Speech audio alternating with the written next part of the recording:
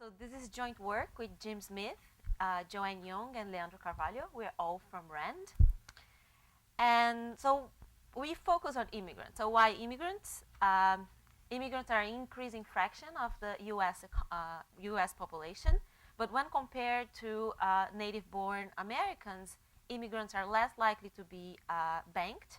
They are less likely to have savings accounts, to have credit cards, and to invest in stocks, bonds, and mutual funds, less likely to be homeowners, and to participate in formal retirement saving programs.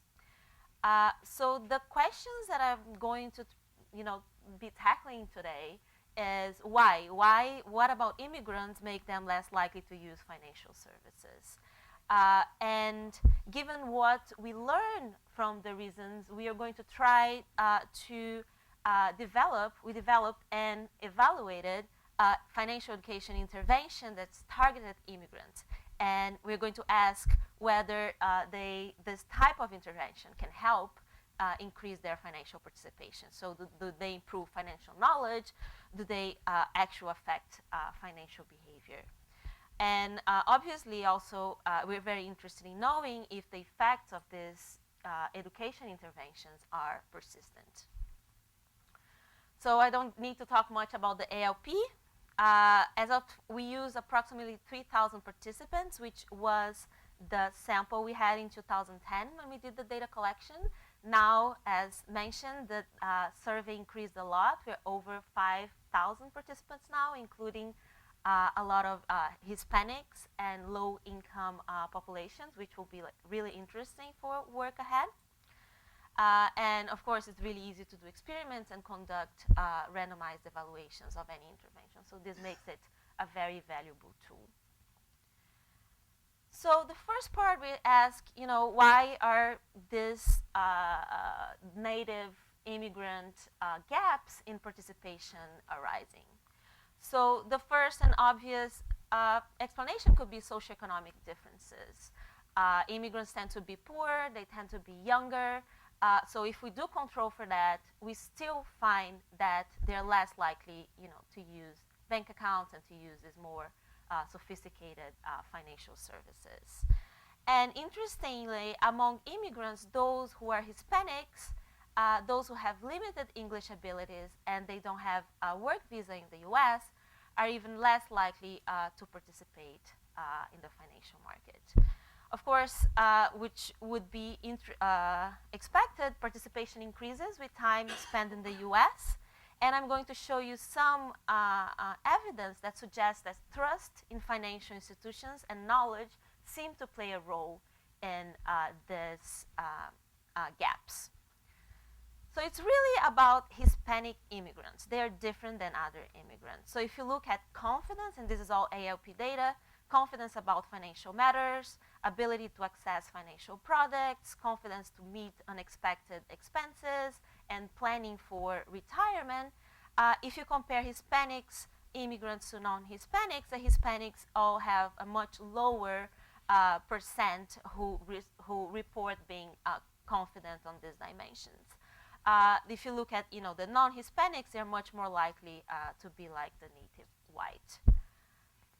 Also interesting is to look at trust in financial institutions. If we ask, so this was done in a scale for each one of these financial institutions, the stock market, banks, insurance companies, stockbrokers, and investment advisors. We asked them to rank confidence in a scale from 1 to 5. And those who are here say that they trust are the ones who said chose the two highest confidence categories. So the first thing to notice is that confidence is pretty low. But even then, among immigrants, Hispanic immigrants, the confidence level is even lower. It's lower than most of all the other demographic groups. So we did also the same thing, not only for US institutions. We did ask them, only for immigrants, how much they trust institutions from their origin country. Maybe, they don't. The idea could be that, they don't trust US institutions that much because they don't know them, or, they could trust less the US institutions because they come from countries where these institutions are not as well established. But that's so. What we find is that the trust in institutions from the country of origin is even lower than the trust in U.S. institutions. So it really seems like that there is this mistrust among these immigrants. So it also interesting to look at knowledge, right? You might not trust what you don't know. So maybe if you don't know the rules as well, you might have lower trust and lower use of these services. So here we look at defined contribution retirement plans, and we can see that for this sample, Hispanics are just as likely to be offered a DC plan, to take a DC plan, to be enrolled and to contribute. But if you look at the pre-retirement withdrawals and the fraction of people who borrow against these plans, you see that Hispanic immigrants are just much more likely to borrow and to withdraw before. So this could be that, the idea again that, maybe they don't know the rules as well. They're really behaving quite differently. So now we move to the second part of the project, where we said, okay, so there are these differences. It doesn't seem to be a pure, income education story. So is there anything we can do? Is there any intervention we can do to, help them overcome these barriers? So we used as a starting point the FDIC Money Smart curriculum. Particularly, we most focus on the Bank on It and the Pay Yourself First modules. So, and we developed two versions of the material. A general one, which is basically from the FDIC. So we looked at, we added information on financial institutions, saving and investment projects, interest rate calculation rules, and things like that.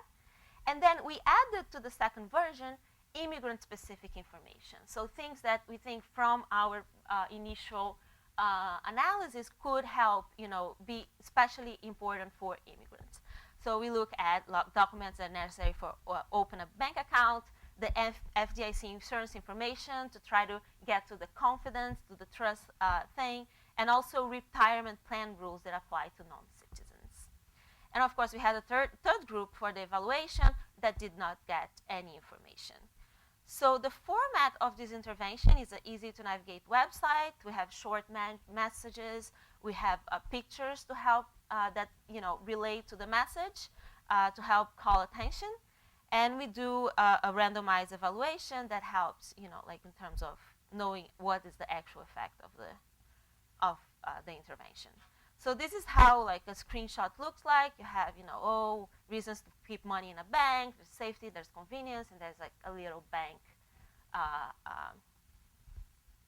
picture. So what we find that the intervention had large effects on financial knowledge.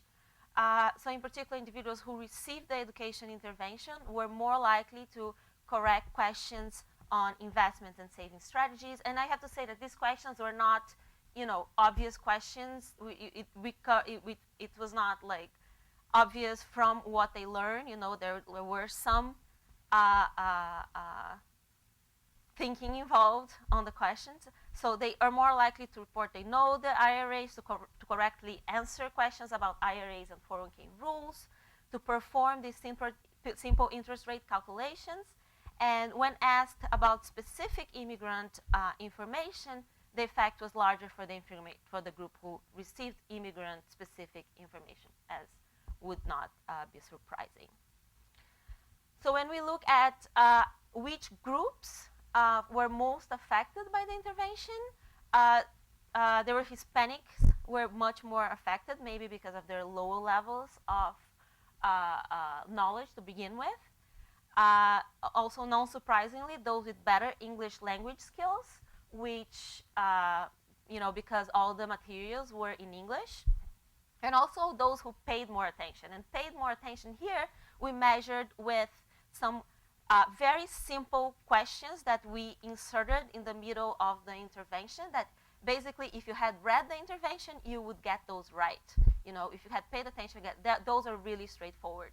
So we looked at what was the fraction of getting this correct by this very simple paying attention questions, and we saw that the ones that really followed up the information streams and correctly answered these questions, they actually had higher effects on knowledge.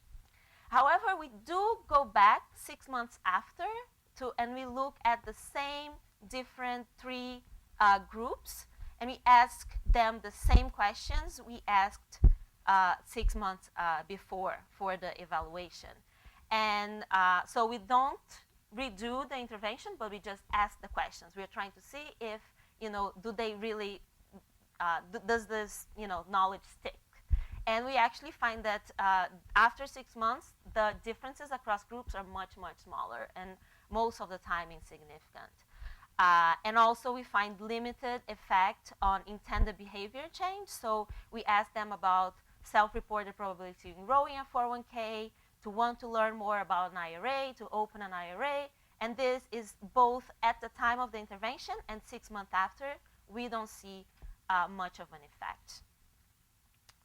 So I think the open questions here, so what are the most effective designs? So the work, I think, presents the very importance of translation. Even people who are in the ALP, who have been answering these questions in English, they still have, if they don't say they speak English very well, they still have trouble with the intervention. So I think this, if you're focusing on immigrants, you should translate these materials. Focus on specific barriers in content by the group you want to target is also an important effect. And also, of course, develop interesting and entertaining materials that will catch readers' attention. And I think the last bullet point is not really only about this work, but I think it's very important for this whole line of research, is how do we transform this short-term learning that we can get with this type of intervention, which were really large, the magnitudes were really large, into long-term learning and ultimately on financial behavior change.